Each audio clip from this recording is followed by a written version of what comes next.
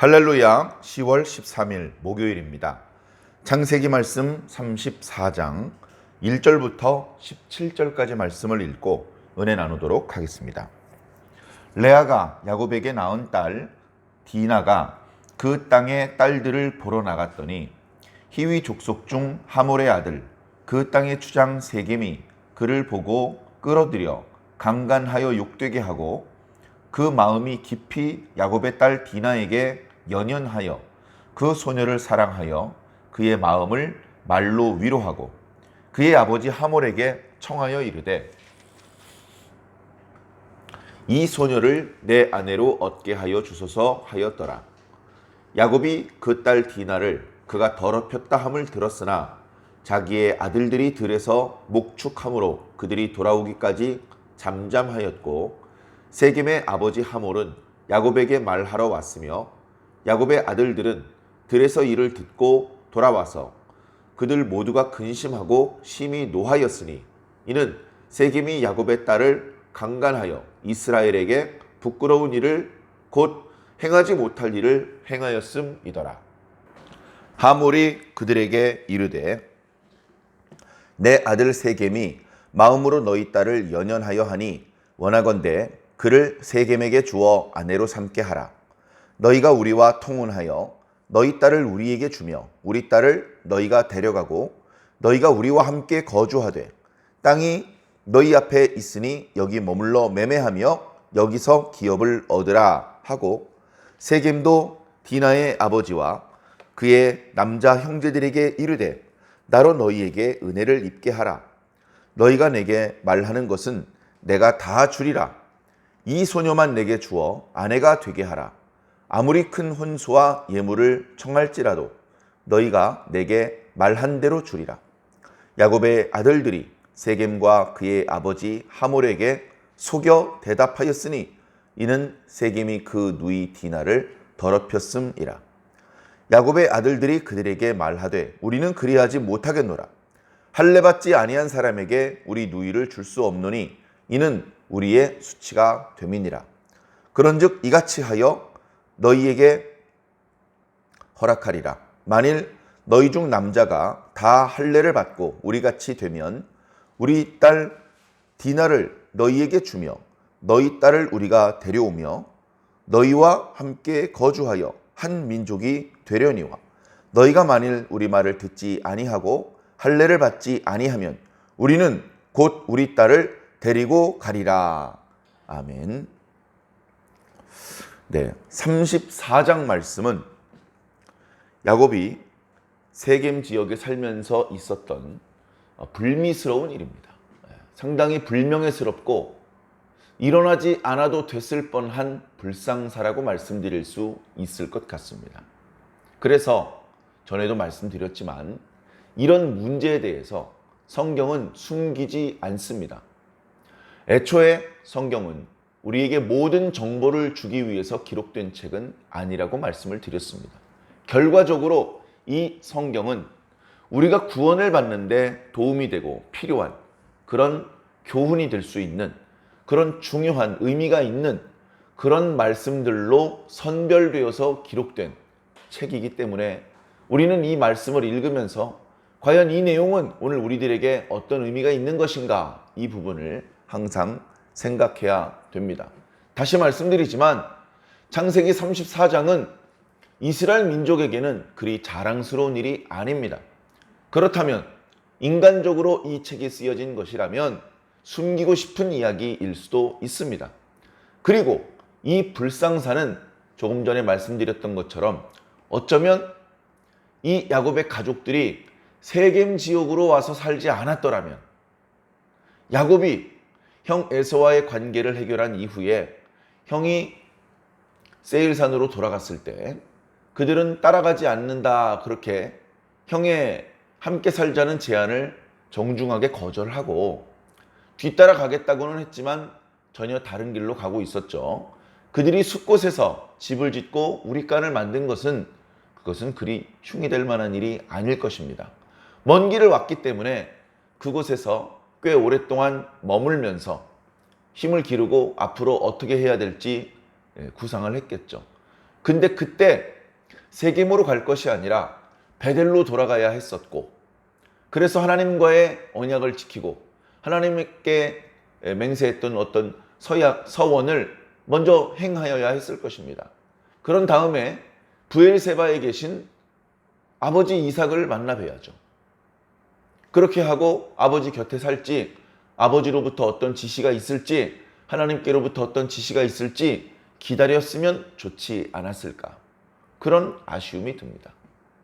아버지를 속여가면서 복을 받은 것도 깨름직하고 20년이란 기간을 허송해 가면서까지 외삼촌 집에서 고생한 것도 안쓰러운데, 외삼촌과의 문제가 잘 해결되고 에서와의 문제가 잘 해결되어서 이제 앞으로는 그런 실수가 없이 항상 올바른 선택만을 하겠거니 생각을 했는데, 그가 요단강을 건너서 세겜 땅에 정착할 때부터 비록 그가 제단을 쌓고 엘 엘로헤 이스라엘을 고백했지만 그것만으로는 충분하지 않았다는 것이 34장 말씀 전체를 통해서 오늘 우리들에게 주는 교훈입니다. 자, 오늘 말씀 1절에 보니까 그 야곱의 집에 딸이 한 명 있었죠. 우리가 잘 아는 것처럼 레아가 야곱에게 아들을 처음에 4명, 나중에 2명, 6명의 아들을 낳아 주었고, 뿐만 아니라 딸도 낳았다. 딸의 이름은 디나다. 디나의 이름은 정의 또는 심판, 그런 의미가 있다고 하는데요. 그 딸이 이제 조금 장성했겠죠. 장성해봤자 10대 청소년입니다. 10대 초중반의 청소년입니다. 아주 어리고 아주 그 호기심 많고 장난기가 가득한, 그러면서도 이제 가장 이제 여자로서 아름다워지기 시작하는 그런 나이겠죠. 그 주변에 큰 마을이 있고 거기에는 여러 가지 재미난 물건도 팔고, 그리고 자기는 늘 이렇게 목축업이나 하고 긴 여행을 해와가지고 복장이 남루한데 가가지고 이제 뭔가 좀 가지고 싶은 게 있으면 살까 구경 나가려고 그랬겠죠.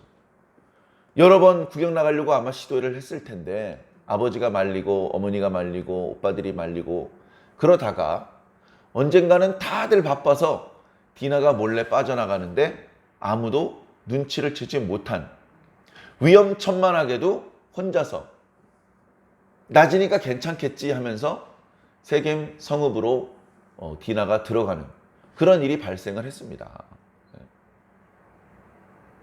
자, 그런데 말씀드린 대로 세겜성은 위험천만한 도시였습니다. 이스라엘 백성의 도시도 아니고 율법도 없고 하나님을 두려워하는 것은 더더욱 없는 도시. 그저 인간의 본능대로 욕심대로 사는 도시. 소돔과 고모라처럼 그 지경은 아니었는지 모르지만 그저 사람들은 황금 만능주의와 쾌락주의에 젖어서 사는 그런 도시였을 뿐이었습니다. 저는 오늘 우리들의 시대에 우리 교회 주변의 이 세상도 크게 다르지 않다라고 생각을 합니다. 물론 그때보다는 제도라는 것이 있고, 예를 들면 경찰도 있고 교도소도 있고 뭔가 범죄를 예방하는 시스템이 있고, 범죄가 저질러져도 그것을 이렇게 수사해가지고 죄 지은 사람에게 벌을 주는 시스템이 있다고는 하지만 결국 살고 있는 사람들 자체는 쾌락주의와 황금 만능주의에 젖어 살기 때문에 언제든 주변에 죄의 유혹들이 있고 언제든 범죄를 저지를 수 있는 환경이 조성되어 있다.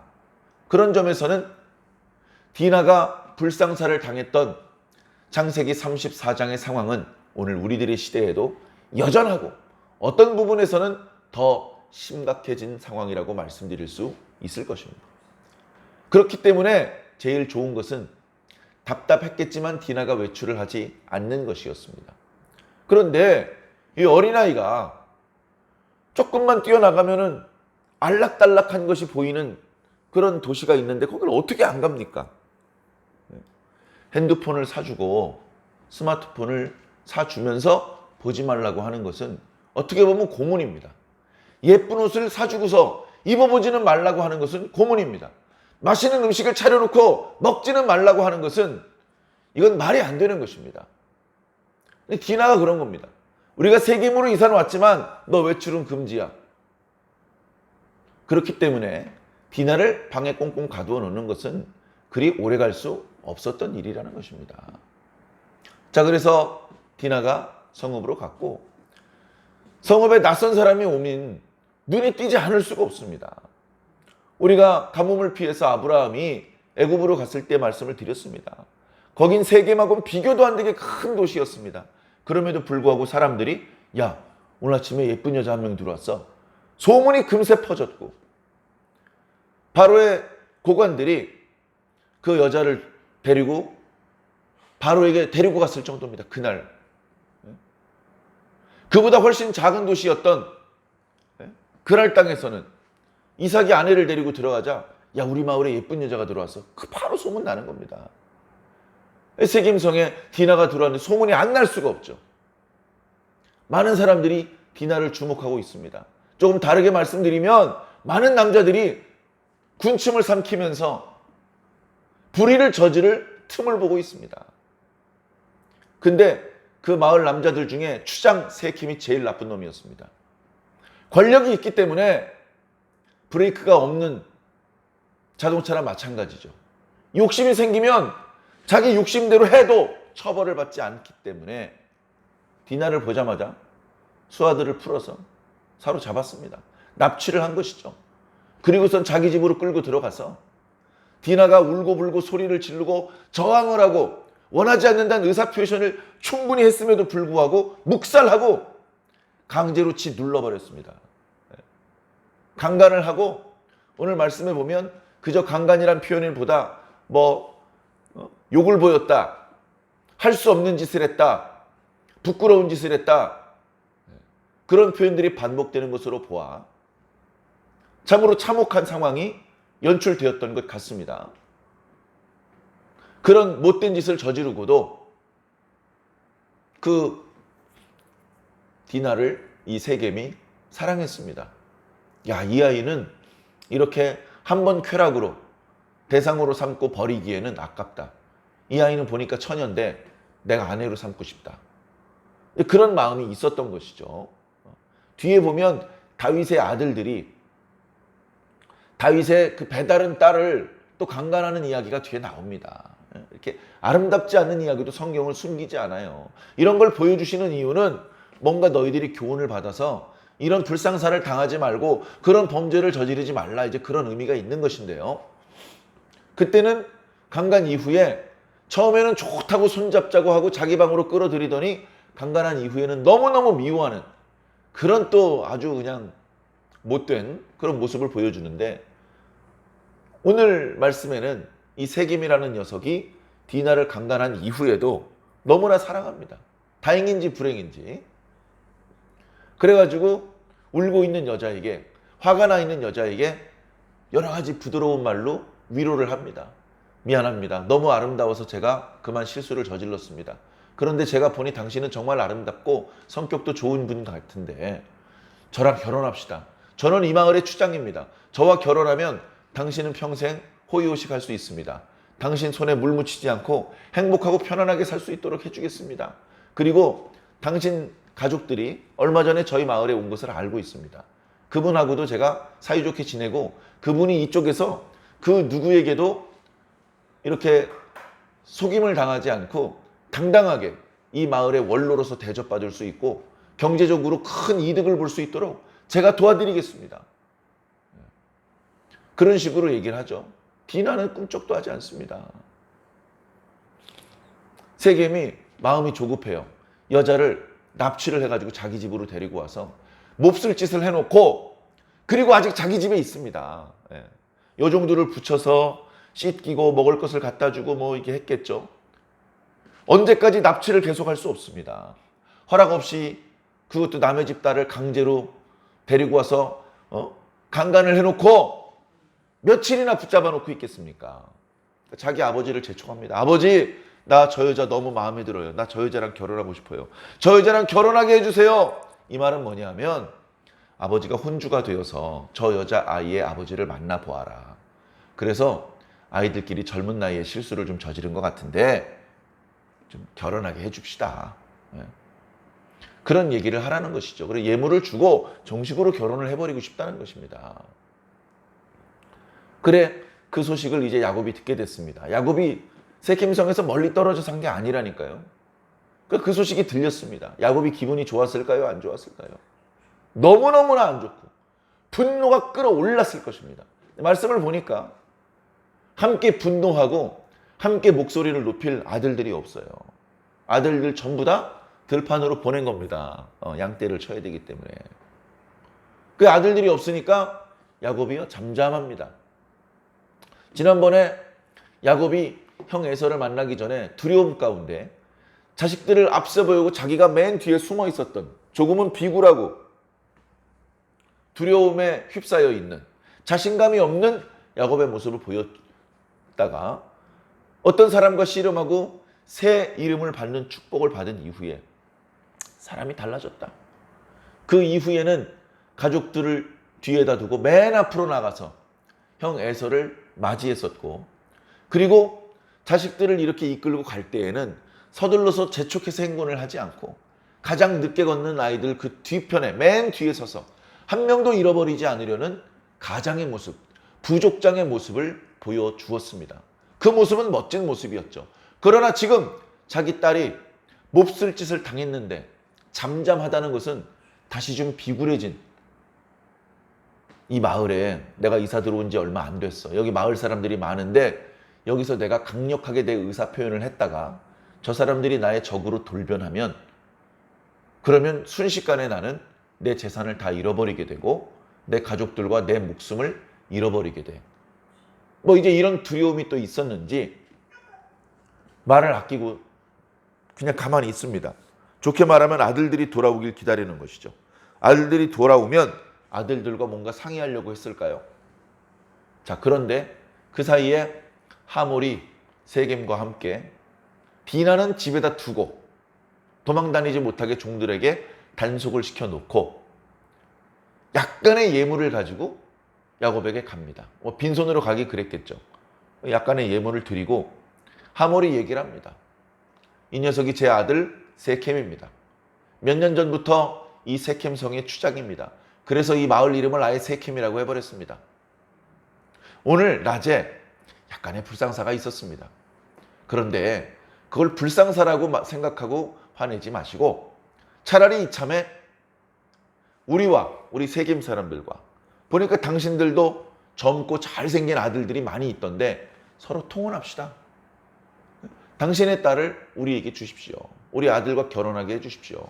그러면 우리의 딸들도 당신이 데려가서 며느리로 삼으시고 우리 같이 통혼하면서 이 마을에 삽시다. 그러면 당신들이 이 마을에서 살고 목축을 하고 장사를 할 때에 아무런 불편이 없도록 내가 길을 터주겠습니다. 경제적인 이득을 주겠습니다. 인간적으로는 거절하기 어려운 제안을 하고 있습니다. 그런데 사실은 너무나 이 말하는 것이 좀 야박하게 들립니다. 왜냐하면 우선 잘못했습니다. 우리가 잘못을 저질렀습니다. 우리 자신들의 잘못을 먼저 인정하고 죄송하다는 말씀을 먼저 꺼내야죠. 그런 이야기는 전혀 없습니다. 미안한 기색은 전혀 없고 어차피 벌어진 일 그냥 결혼시킵시다. 이참에 우리 서로 통혼하고 같이 매매하면서 같이 사이좋게 지냅시다. 뭐 이런 식의 이야기를 하는 것이죠. 자신이 잘못을 저질렀음에도 불구하고 자신이 갑입니다. 얘 아들이 추장이고 난 전직 추장인데 우리가 기회를 드릴 때 기회를 잡으세요. 뭐 이런 식의, 조금 지나치게 말하면 갑질을 하고 있는 것이죠. 자, 이때는 소식을 듣고 들판에 있던 아들들이 듣자마자, 그 소식을 듣자마자 분노하면서 집으로 다 집결해 있는 상태입니다. 야곱이 나이가 많은 걸 핑계로 말을 아끼고 있습니다. 그때 야곱의 아들들이 서로 눈짓을 하더니 이렇게 이야기를 합니다. 그럴 수 없습니다. 왜냐하면 당신들은 우리 민족처럼 할례를 받지 않았기 때문에 그렇습니다. 할례 받지 않은 남자에게 우리 딸을 시집 보내는 것은 우리 민족의, 우리 부족의, 우리 가족의 수치입니다. 절대 그런 일은 할 수가 없습니다. 만일 당신들이 우리 딸과 정말로 결혼할 뜻이 있다면 이렇게 하시면 됩니다. 당신들도 이 당신들 성읍에 속한 남자들이 우리처럼 모두 다 할례를 받는다면, 그렇다면 당신이 말하는 대로 할 수 있습니다. 우리 딸도 당신의 아내로 줄 수 있고, 그뿐만이 아니라 당신들의 딸들과 우리들의 딸들을 서로 주어서 서로 통혼할 수도 있고, 우리가 여기 아주 정착을 하고 세켐 사람으로 한 가족으로 살 수도 있습니다. 이렇게 이제 제안을 한 것인데요. 이 제안은 진심은 아니었습니다. 정말로 그렇게만 해주면 우리가 세켐 사람이 돼야지, 그런 의도를 가지고 말하는 것은 아니었습니다. 그래서 말씀에 보면 야곱의 아들들이 속여서 말했다라고 표현하고 있습니다. 그들은 이미 마음속에 숨기고 있지만 큰 분노가 있습니다. 견딜 수 없는 분노가 있어요. 아니, 우리 여동생을 아름답고 사랑스럽게 생겼기 때문에 청혼이 들어온 것도 아니고 강제로 끌어다가 몹쓸 짓을 해놓고 사과 한마디 없고 서로 거래를 공정하게 할 수 있도록 해줄 테니 그냥 덮어두자, 뭐 이런 식의 얘기를 하는데, 들으면서 계속해서 분노가 끓어오르는데 그것을 겨우 참고, 안 되겠다, 이놈 자식들 안 되겠네, 우리가 비록 숫자가 적지만 너희들을 가만히 둘 수가 없다. 그래서 서로 눈짓을 하면서 형님 어떡할까요? 저놈들 할례를 받게 합시다. 할례를 받으면 아내를 주겠다. 그런 식으로 얘기를 하면 할례를 할지도 모릅니다.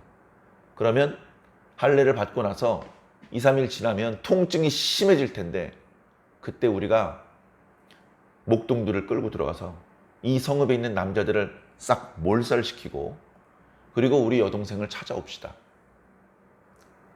그런 이야기를 합니다. 그런 이야기는 분노에 차서 하는 이야기인데 그 뒤에 어떤 결과가 올지 충분히 생각해보는 그런 결론은 아니었습니다. 상당히 충동적이고 그저 분노에 이끌려서 속임수를 펼치는 그런 모습이죠. 야곱도 다시 비굴한 모습을 보이고 있고, 야곱의 아들들은 경솔한 판단을 지금 내리고 있고, 또 속이는 방법을 쓰고 있습니다. 성경은 속이는 방법을 좋게 표현하고 있지 않습니다. 또 이방 사람들과 서로 통혼하는 것을 좋게 말씀하고 있지 않습니다. 이 이야기가 어떤 결말로 흘러갈지, 뭔가 위기감이 고조되는 그런 대목에서 오늘 말씀이 멈추었는데요. 이어지는 말씀을 통해서 이 이야기가 어떤 결론으로 귀결되는지 나타나게 될 것 같습니다. 이 말씀은 상당히 불미스러운 그런 일을 설명하고 있는 말씀이지만, 이 말씀을 통해서도 우리는 교훈을 얻어야 됩니다. 저는 말씀을 읽으면서 이런 생각을 했습니다. 아유, 디나야, 왜 그냥 집에 있지, 나갔니? 우리 대부분 얼른 그 생각부터 했을 것입니다. 나가려거든 오빠들 몇 명을 데리고 나가든가, 엄마랑 나가든가. 그랬으면 조금은 덜 위험했을 텐데 혼자 나가니까 문제가 생기잖아. 그런데 저는 이렇게 생각합니다. 이것은 디나의 잘못이라기보다는 야곱의 잘못입니다. 왜 세겜성에 들어와 사냐고요? 왜? 세겜성에 들어가도 상관없습니다. 거기 있는 사람들이 하나님을 두려워하지 않고 죄악으로 썩어 문드러져가고 있어도 상관없습니다. 우리 가족은 경건하게 살 거니까요. 그게 안 된다는 겁니다. 네? 롯이 소돔성에 들어가서 살았어요. 괜찮죠? 그 마을 사람들이 동성애를 저지르건 뭘 하건 우리 가족들은 경건하게 살 거니까 괜찮죠? 어떻게 됐습니까? 알거지가 돼서 나왔잖아요. 우리 아이가 다니는 학교 근처에 유사 성행위 업소가 생겨도 괜찮아요. 우리 아이는 거기 안 갈 거니까. 그게 아니라는 겁니다. 그게 아니기 때문에 최근에 무슨 교과과정 공청회가 있을 때 학교 교과서에 노골적인 성행위 장면이 그림으로 묘사가 되고 동성 결혼과 동성애를 나쁘지 않은 것이다. 한번 해봐라.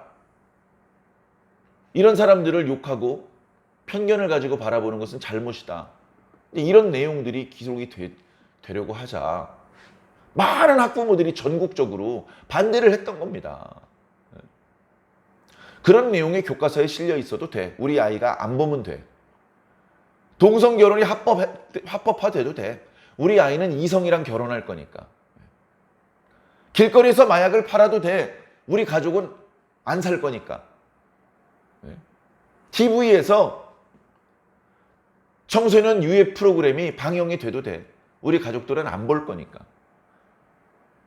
그럴 수가 있습니까? 우리는 이미 그게 불가능하다는 것을 알고 있습니다.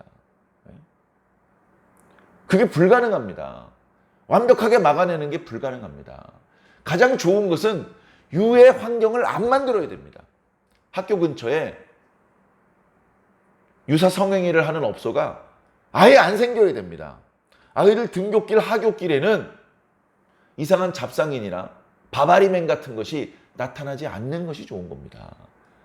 그래서 아예 그런 것들이 나타나지 못하도록 법으로 규정하고 나타났을 경우에 엄벌에 처해야 됩니다. 학교 근처에 등하교 시간에 어린아이들이 많이 지나다니는데 자동차가 부주의하게 운전하다가 교통사고가 나면 얼마나 불상사입니까? 그렇기 때문에 학교 주변은 매우 불편한데도 불구하고 속도 제한을 강하게 걸어놓습니다. 거기서 사고가 나면 다른 데서 사고가 났을 때보다 더 강하게 처벌을 하는 법을 만들었습니다. 야, 이거 너무 심한 겁니다. 그런 억울한 그런 목소리도 있지만 학교 근처만이라도 안전지대를 만들어야 된다는 공감대가 있었기 때문에 지금도 그 법이 시행되고 있는 것입니다. 그런 것을 생각해 볼 때 디나가 잘못했다. 네가 조심했어야지. 이렇게 말하기보다는 야곱의 판단이 지혜롭지 못했다. 지금 세겜으로 갈 때가 아니다. 거기서 장사해가지고 재산 불릴 때가 아니다. 베델로 갔어야 됐고 베델을 지나서 브엘세바 자기 아버지 이삭이 있는 곳으로 가야 했고 어디로 가야 될지 정말 모르겠거든 하나님께 기도해서 여쭈어 보았어야 했다. 기도하지 않고 내린 결론은 잠깐은 큰 돈을 버는 것 같아도 잠깐은 일이 순조롭게 풀리는 것 같아도 곧 감당하기 어려운 불상사가 생길 수 있다는 것을 마음속으로 기억하시고 오늘 우리가 일상을 살면서 수없이 많은 유혹에 노출됩니다. 그런 상황 속에 하나님과의 상의 없이 중대사를 결정하지 마시고 먼저 하나님께 기도하시기를 바랍니다. 산신령 음성이 들리는 것처럼 하나님의 음성이 우리 귀에 들리지 않더라도 그래도 일단 하나님께 여쭈어 보아야 됩니다. 하나님께서 어떤 방법으로 응답을 주실지 모릅니다. 또는 기도하면서 이미 내가 알고 있었던 그 하나님의 뜻, 하나님의 응답을 다시 떠올릴 수도 있는 것입니다. 우리는 참 못됐습니다. 이미 하나님께서 뭘 원하시는지 알아요. 근데도 자꾸 다른 길로 가려고 하고 하나님께 하나님 저 길을 하나님께서 기뻐하지 않으시긴 하는데 잠깐 나갔다 오는 건 되죠? 이렇게 자꾸 기도해 보려고 합니다. 기도하다 보면 하나님의 뜻이 그게 아니다. 잠깐이라도 나갔다 오는 것이 좋지 않다는 것을 그걸 느끼게 되죠.